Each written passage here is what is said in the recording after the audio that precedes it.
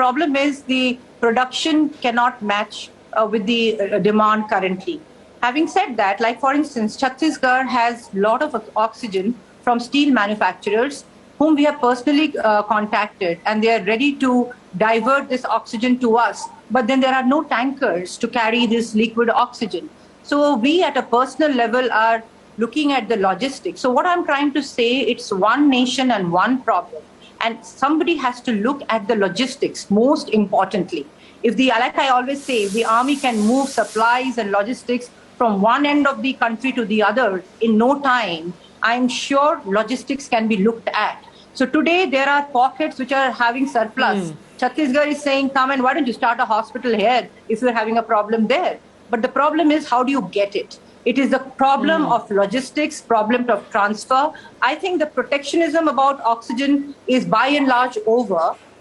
But we have to really strengthen our logistics. Like the Indian Army, the Navy, the Air Force, they do so well with logistics. They can move things in no time. I think they should somehow come in. I don't know. I'm a doctor, and I don't want to make it sound like the Air Force has already been pressed into service. That's a very, very valid concern. No, absolutely. Yes. You're saying that our resources should be marshaled, and they are being. The railways has been pressed into service. The Air Force, in fact, the first supplies will reach Maharashtra and Delhi by tomorrow, if I'm not mistaken. But my question to you now is, till the time that these logistics, the larger movement is taken care of, tell everyone watching right now, because we are also looking for solutions and not just bickering.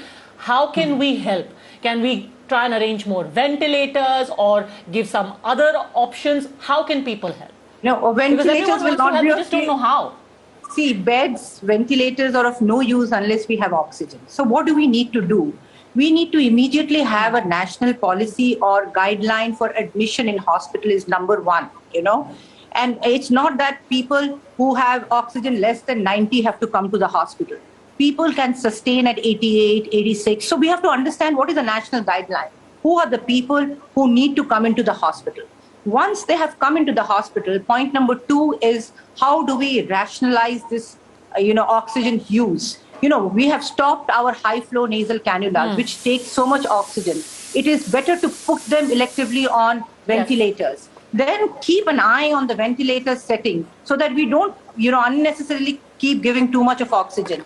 Every morning there is an oxygen audit happening so that there is no wastage. The plant, the in-house plant from where the reservoir, from where it's coming, is checked 3 times a day to make sure, there are no leakages. And the most important thing is, a consultative management style where all hospitals should get together and share if they have a surplus. For instance, the truck that I'm getting today has a surplus. Okay. So I have already reached out to another hospital who would benefit from the surplus that I'm getting in this truck, which is privately coming to us. So everybody has to now, rather than hoarding, we have to help.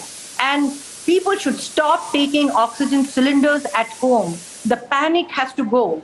The government is trying their best. The people are trying their best. But we have to see at the end of the day, we have uninterrupted supply of oxygen in the hospital. That is the one-point agenda. All very relevant points, very relevant concerns.